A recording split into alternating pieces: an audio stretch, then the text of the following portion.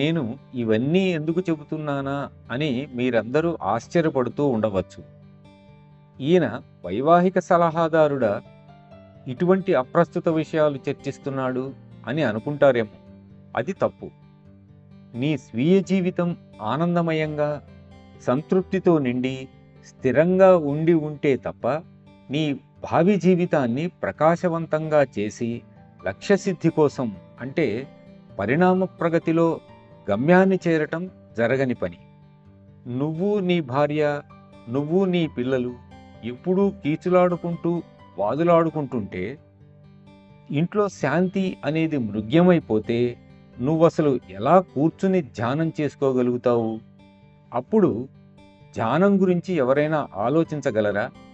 కానీ ధ్యానం చేయనిదే, నీ హృదయపు లోతులలో ఉన్న విలువలను గుర్తించనిదే, హృదయాన్ని ఆప్తులకు సమర్పించిన కొద్దీ ఆ ప్రేమ తిరిగి వృద్ధి చెందుతూ ఉంటుందనే వాస్తవాన్ని నువ్వు గ్రహించనిదే, నీ ఇంటిని నువ్వెలా చక్కదిద్దుకోగలవు? ఇచ్చిన కొలది వృద్ధి చెందేది అదే. ఇస్తున్న కొద్దీ మళ్ళీ మళ్ళీ సృష్టించబడుతుంది. మరి దీనినెలా అర్థం చేసుకుంటావు? అందువల్ల యోగ సాధన ప్రాపంచిక విషయాల దృష్ట్యా కూడా చాలా అవసరం.